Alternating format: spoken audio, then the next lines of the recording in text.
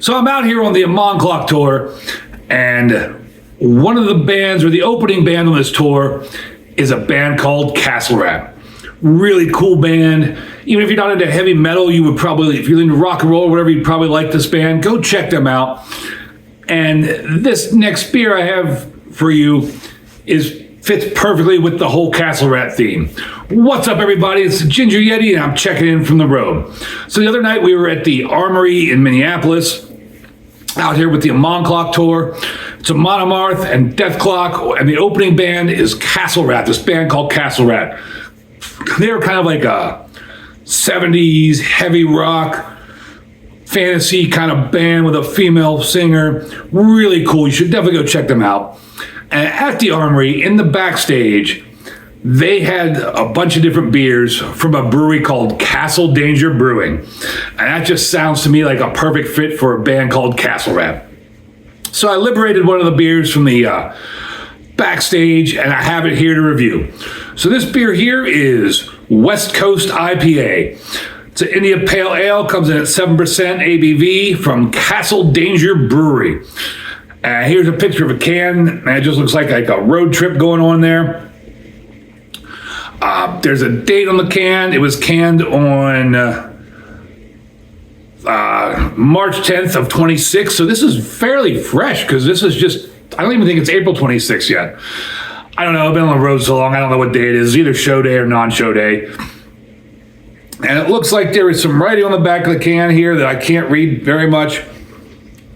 At least most of it is the government warning, but it does say, Castle Danger brews are unfiltered, unpasteurized, and should be kept cold. Well, it's a good thing I found it in a refrigerator backstage, put it in the refrigerator on the bus, then put it in the refrigerator in the hotel today, so I at least followed the instructions on accident. And I'm going to get on into this Castle Danger. Hopefully when I open it up, there's no Castle Rats popping out. So on Untapped, this gets a 3.70 as I pour it into my iconic plastic cup with 1.3 thousand check-ins. On Beer Advocate, this gets a 91 outstanding with 13 check-ins. Get that all in the glass there, get a nose on it.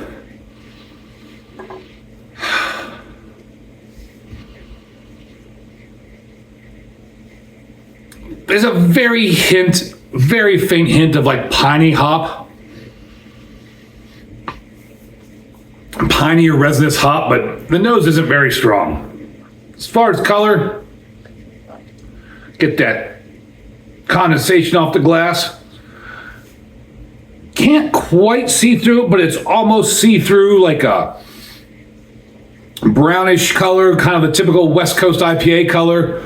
Again, it's fairly clear, can almost see through it. Looks like a little bit of carbonation in there. And there's about a pinky's worth of eggshell to dirty white foamy head on top. And I'm looking forward to trying this. Go check out Castle Rat. Here's the Castle Rat. Cheers, everybody.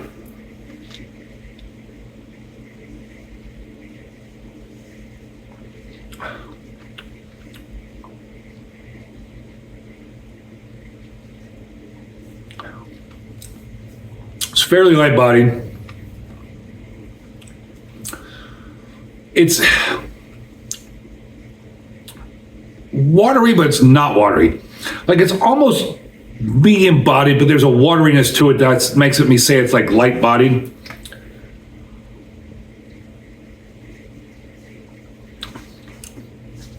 And in the front of the palate, I'm not getting much.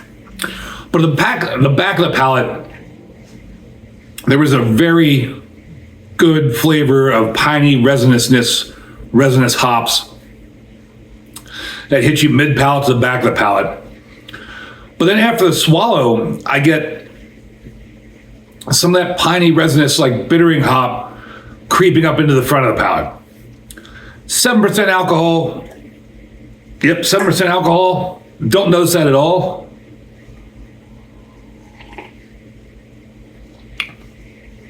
This is a tasty, well-done West Coast IPA. Castle Danger Brewery, West Coast IPA. I give you a big horns up. Yeah, I would drink this one again. I wish I would have liberated a few more of them from the backstage. I'm a dummy. I should have taken all the ones I saw, but I did not. Hopefully somebody else grabbed some. I don't know. The world will never know. I don't know where I was going to go with that. So I'm just going to say thank you all for watching. I really appreciate it. Hit that like, hit that subscribe. And as always, embrace the adventure.